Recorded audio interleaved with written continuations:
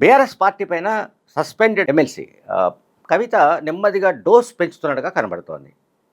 Dose పెంచుతున్నట్టుగా కనబడుతోంది. ఎందుకు ఈ మాట చెప్తానంటే, కవిత తాజాగా మీడియాతో మాట్లాడిన దాంట్లో ఒక పాయింట్ ఉంది. బీఆర్ఎస్ హయాంలో అభివృద్ధి పేరుతో విధ్వంసం జరిగిందని చెప్తోంది ఆమె.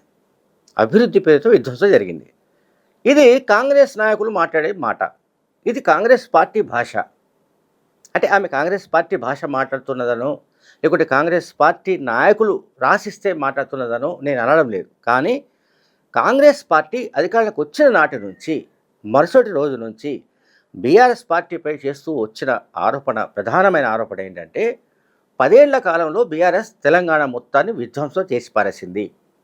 తెలంగాణ రాష్ట్రాన్ని మొత్తంగా ధ్వంసం చేసి పారేసింది అనేక రంగాల్లో. ఈ విషయాన్ని కాంగ్రెస్ పార్టీ చెప్తూ వస్తుంది. నౌ ఎమ్మెల్సీ కవిత కూడా ఇప్పుడు అదే భాషను అందుకున్నారు. ఆమె కూడా అదే మాట్లాడడానికి ప్రయత్నిస్తున్నారు. సరే, ఆమె కాంగ్రెస్, బీఆర్ఎస్ 2 పార్టీలను కలుపుతోంది అనుకోండి. కాంగ్రెస్ కానీ అండ్ గతంలో బీఆర్ఎస్ కానీ 2 పార్టీలు కూడా అభివృద్ధి పేరుతో విధ్వంసం చేస్తున్నాయని ఆమె ఆరోపిస్తున్నారు. ఆమె అంటే టోన్ అంటే ఎట్లా ఉందంటే, క్రమంగా ఆమె రాజకీయ పార్టీ పెట్టడానికి సంబంధించి మనం చాలా సందర్భాలు గడిచిన కొద్ది రోజులుగా మనం మాట్లాడుతూనే ఉన్నాం, మనం వీడియోలు చేస్తూనే ఉన్నాం. ఆమె రాజకీయ పార్టీ పెట్టడానికి ఏర్పాట్లు చేసుకుంటున్నారని, సో రాజకీయ పార్టీ పెడితే సక్సెస్ అవుతుందా లేదా అనే దానికి సంబంధించి తన జిల్లాల యాత్రలో ఒక టెస్ట్ చేసుకుంటున్నారని ఇవన్నీ కూడా మనం మాట్లాడుతున్నాం. ఇక తాజాగా ఆమె తన సక్సెస్ గురించి చెప్పుకుంటూ వస్తుంది. అంటే తెలంగాణ జాగృతి ఏ కార్యకలాపాలు నిర్వహించింది, ఆ కార్యకలాపాల వల్ల తెలంగాణకు జరిగిన మేలేమిటి అని చెప్పడానికి ఆమె అంబేద్కర్ విగ్రహం అసెంబ్లీలో పెట్టడానికి తామే కారణమని, అలాగే తెలంగాణ అమరవీరుల పాఠాలను స్కూల్ బుక్స్లో పెట్టడానికి తాము కృషి చేశామని, తెలంగాణ రాష్ట్రం వచ్చిన తర్వాత మానవ వనరుల అభివృద్ధి పేరుతో స్కిల్ డెవలప్మెంట్ ప్రోగ్రామ్స్ను ఏర్పాటు చేశామని, దీనివల్ల వేలాది మంది ఉద్యోగాలకు వచ్చాయని ఆమె చెప్తున్నారు. అట్లాగే మహిళలకు చట్టసభలో 33% రిజర్వేషన్స్ గురించి కానీ, అండ్ బీసీలకు చట్టసభల్లో 42% రిజర్వేషన్ అమలు చేయడం గురించి కానీ తెలంగాణ జాగృతి పోరాడుతోందని కూడా ఆమె చెప్పుకొచ్చారు. అట్లాగే రంగారెడ్డి జిల్లా పేరుకే పెద్ద జిల్లా ఇన్ ద సెన్స్ మనకు పర్ క్యాపిటా ఇన్కంలో, తలసరి ఆదాయంలో ఇవాళ ఇండియాలో టాప్ 1లో ఉన్న డిస్ట్రిక్ట్ ఏంటంటే రంగారెడ్డి జిల్లా. దాన్ని ఆమె కవిత ప్రస్తావిస్తూ ఆమె చెప్పింది ఏంటంటే, క్షేత్రస్థాయిలో ప్రజలకు ఫలితాలు అందలేదు అని చెప్పింది ఆమె. అంటే దీనికి బాధ్యుడు ఎవరు? ఇప్పుడు కాంగ్రెస్ అధికారంలోకి వచ్చి 2 ఏళ్ళు అవుతోంది. సో ఈ 2 ఏళ్లలో ఈ క్షేత్రస్థాయిలో ఫలితాలు అందకపోవడం అనే దానికి సంబంధించి సరే ఒక చర్చ ఉండొచ్చు. కానీ 2 ఏళ్లలో ఎంతవరకు జరిగే అవకాశం ఉంది, 10 ఏళ్ల స్పాన్లో ఎంతవరకు జరిగే అవకాశం ఉంది అని కనుక మనం ఒకవేళ ఆలోచిస్తే, 10 ఏళ్ల పీరియడ్ ఎక్కువ కనుక 2 టర్మ్స్ కేసీఆర్ ముఖ్యమంత్రిగా ఉన్న సమయంలోనే క్షేత్రస్థాయిలో ఎవరికీ ఫలాలు అందలేదు. ఈ బంగారు తెలంగాణ అనేది ఏదైతే కేటీఆర్ చెబుతూ వచ్చారో, బంగారు తెలంగాణ ఫలితాలు క్షేత్రస్థాయిలో, గ్రామ స్థాయిలో ప్రజలకు అందలేదని చెప్తున్నారు. సరే, సామాజిక తెలంగాణ రాలేదు, అండ్ తెలంగాణ ప్రజలకు ఆత్మగౌరవం రాలేదు, వగైరా అవన్నీ చాలా రోజులు ప్రతిరోజు ఆమె మాట్లాడుతూ ఉన్నారు. ఆమె యాత్రల్లో కానీ, మీడియా సమావేశాల్లో కానీ ఆమె మాట్లాడుతూ వస్తున్న విషయమే. ఇందులో పెద్దగా కొత్త విషయం ఏమీ లేదు. బట్ ఇక్కడ నేను చెప్పదలుచుకుంది ఏంటంటే, ఈ పర్టికులర్ పాయింట్ ఇది విధ్వంసం అనే దాని గురించి మాట్లాడుతున్నా. సో అభివృద్ధి ఏమిటి, విధ్వంసం ఏమిటి, దీనికి సంబంధించిన నిజంగా చర్చ జరగాల్సిన అవసరం ఉంది. సో అభివృద్ధి అంటే ఏమిటి అంటే, ఇప్పుడు ఫర్ ఎగ్జాంపుల్ ముఖ్యమంత్రి రేవంత్ రెడ్డి పదే కొన్ని విషయాలు చెప్తూ వస్తున్నాడు ఆయన. ఒకటి సెక్రటేరియట్, ఒకటి అంబేద్కర్ స్టాచ్యూ, ఒకటి అమరవీరుల స్మారక చిహ్నం, అండ్ యాదగిరిగుట్ట పునర్నిర్మాణం, ఇటువంటి మినహా అంటే భారీ కట్టడాలు అండ్ సెక్రటేరియట్ కూడా.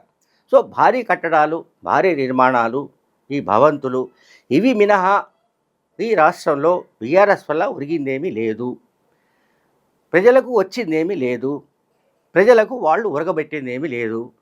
కేసీఆర్ వల్ల ఎవరికి ఏ రకమైన ప్రయోజనం జరగలేదు. కేసీఆర్ హయాంలో అంతా కూడా బూటకమే. కాళేశ్వరం ప్రాజెక్టు ఒక కుంభకోణం. సో ఇవన్నీ రేవంత్ రెడ్డి మాట్లాడుతూ వస్తున్నాడు.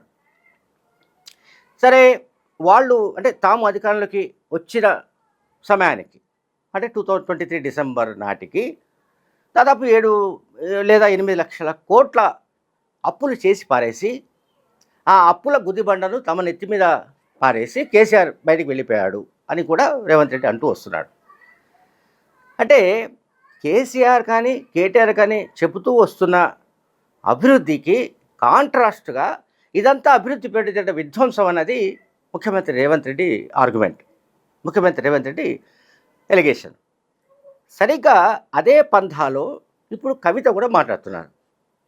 అభివృద్ధి పేరిట విధ్వంసం జరుగుతోంది అంటే దానికి సంబంధించిన డీటెయిల్స్ కూడా ఇవ్వాలి ఆమె.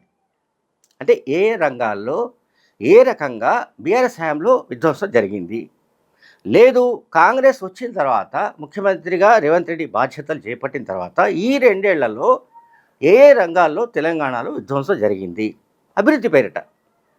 కనుక డెవలప్మెంట్ వేరు, డిస్ట్రక్షన్ వేరు. సో ఈ డిస్ట్రక్షన్ అంటే మొత్తంగా విధ్వంసం జరిగింది అంటే ఇది చాలా పెద్ద మాట. ఇది విధ్వంసం జరగడానికి ఎవరు బాధ్యులు? తెలంగాణలో 10 ఏళ్ళు పాలించిన కేసీఆర్ బాధ్యుడు. 10 ఏళ్ల పాటు మున్సిపల్ మంత్రిగా అండ్ ప్రభుత్వంలో కీలకమైన వ్యక్తిగా పనిచేసిన కేటీఆర్ బాధ్యుడు, మరెవరు బాధ్యులు కాదు. ఆ ప్రభుత్వం బాధ్యత వహించాలి. ఒకవేళ విధ్వంసం అంటూ జరిగి ఉంటే ఎక్కడికి కవిత ఖచ్చితంగా అప్పటి బీఆర్ఎస్ నాయకులు బాధ్యత వహించాలి. సో నేనేం చెప్తున్నా అంటే కాంగ్రెస్ పార్టీ ఏవైతే ఆరోపణలు గుప్పిస్తూ వస్తుందో ఆ ఆరోపణలనే కవిత కూడా టేకప్ చేయక తప్పని పరిస్థితులు నెలకొంటున్నట్టుగా కనబడుతున్నాయి. ఎందుకంటే ఎవరికైనా సరే ఒక 10 ఏళ్ల స్పాన్లో జరిగిన అంశాలు ఏంటి అండ్ ఏ రకంగా ప్రజలకు మేలు జరిగింది, నిజంగానే ప్రజలు కంప్లీట్గా అంటే ఇది బంగారు తెలంగాణగా మారిపోయిందా, లేకుంటే ఇది డూప్లికేట్ బంగారమా ఏమిటన్నది కూడా ఇప్పుడు కవిత మాటల్లో చెప్పవలసి వస్తే తన తండ్రి, తన సోదరుడు అండ్ అప్పటి క్యాబినెట్, అప్పటి ప్రభుత్వం ఈ రాష్ట్రంలో తెలంగాణ ఆవిర్భావం తర్వాత తెలంగాణ ప్రజలకు రావాల్సిన ప్రయోజనాలు రానివ్వకుండా చేశారు అండ్ ఇది కొందరి తెలంగాణ మార్చారు. ఇప్పుడు ఇదొక కొత్త పాయింట్. ఇది అందరి తెలంగాణగా ఉండవలసిన రాష్ట్రం, తెలంగాణ రాష్ట్రాన్ని కోరుకున్నది ఎవరు? అందరూ కోరుకున్నారు. తెలంగాణ రాష్ట్రం వచ్చిన తర్వాత ఇది కొందరి తెలంగాణగా మారిపోయింది. అంటే ఇప్పుడు మనం కవితను కూడా తప్పు పట్టాలి. కొందరి తెలంగాణ అంటే కేసీఆర్ హయాంలో వచ్చిన విమర్శల్లో ప్రధానంగా కేసీఆర్ కుటుంబం, కేసీఆర్, కేటీఆర్, హరీష్ రావు, కవిత, సంతోష్ రావు, వీళ్ళ చుట్టే 10 ఏళ్ల పాటు ప్రభుత్వం నడిచింది. వీళ్ళ కేంద్రంగానే ప్రభుత్వం కార్యకలాపాలు సాగాయి. అటువంటప్పుడు మరి ఎవరిని బాధ్యులు చేయొచ్చు? కనుక కేసీఆర్ కుటుంబం బాధ్యత వహించాలి. విధ్వంసానికైనా లేదా ఇది కొందరి తెలంగాణగానే ఉండిపోవడం వెనుక వాళ్ళు మాత్రమే బాధ్యత వహించాల్సి ఉంటుంది.